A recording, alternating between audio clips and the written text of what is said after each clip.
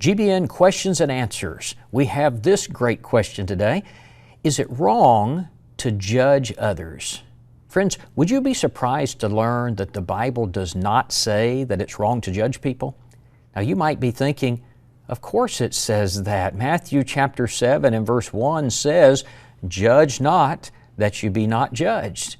Yes, it does say that. But you know, the truth is, Matthew chapter 7, 1 through 5 is condemning a specific type of judging. It's not forbidding all types of judging. In fact, when a person uses Matthew chapter 7 to forbid judging, I like to reference them to John chapter 7 and verse 24, where the Bible says, "Do not judge according to appearance, but judge with righteous judgment." You see, this passage actually commands that we make judgments. It simply requires that we make righteous judgments. So, what's the point then of Matthew when he says, "Judge not, that you be not judged"? Immediately after Matthew makes that statement, he goes on to explain what type of judgments we're not to make. Now, I'm going to summarize for you the type of judgments Matthew says we're not to make. We're not to make harsh judgments, hypercritical judgments, or hypocritical judgments. Now let's explain.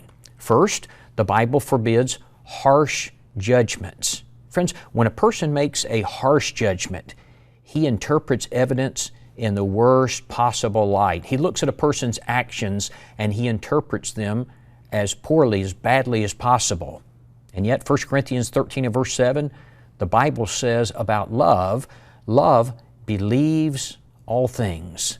The idea of that passage is that we are to interpret the actions of others with kindness, believing the best, not the worst. Now, harsh judgment is the opposite of that. It's the opposite of love. I want you to notice in Matthew 7 verse 2 where he says, "For with what judgment you judge, you will be judged, and with what measure you use, it will be measured back to you." Friends, in light of that, I don't want my judgments to be harsh. Now, secondly, the Bible forbids hypercritical judgments. Now, I want you to notice Matthew 7 and verse 3 describes this person as one who is looking for the speck in his brother's eye. The speck. He is hypercritical. He's looking for the little thing. Now, of course, that doesn't mean that it's wrong to call sin, sin, but what it does mean is I should not be on a mission digging up dirt looking for something in my brother. Thirdly, the Bible forbids hypocritical judgments.